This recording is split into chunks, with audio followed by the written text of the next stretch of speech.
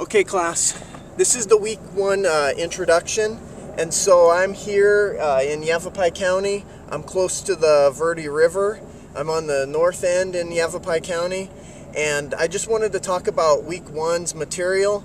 I just want to emphasize that soil supplies us with our food. It's the basic starting point for all of our plant growth. Now, we think about that specifically in agricultural crops and growing of our food, but it's also not just the actual crops that we grow on it to then consume, but I'm also thinking about animal production.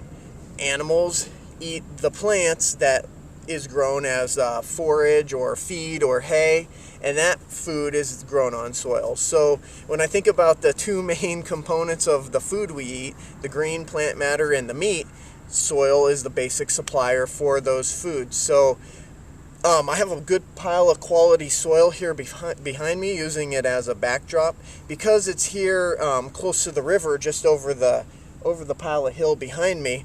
I look that way and I see large trees, big mature cottonwood trees and ash trees. Now they're growing on soil that's different from the soil that's right here, kind of on this little bench as I've moved away from the river.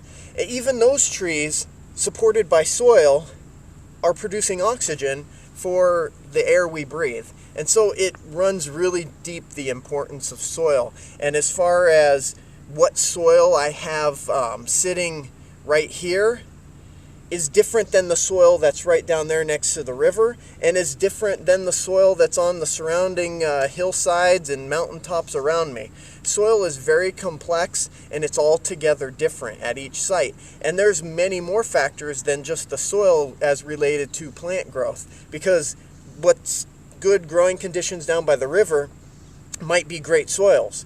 But that doesn't mean we don't need to manipulate those soils. We don't need to add nutrition. We don't need to analyze those soils. The same thing with the soils in the mountains. So it's an interesting study. It's pretty complex. And think for a minute after this video of how many other items like biofuels, printer ink, plastics, they all have their start in soil.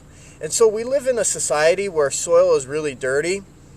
As an agriculturalist, I believe that myself, my family, my kids, we're healthier because we get out in the soil, we garden, we eat, we unintentionally eat quite a bit of soil, whether that's breathing it in or just actually having a little residue on our food crops because it came from good quality soil. Some areas of the world, people actually eat soil. They buy soil and they eat soil.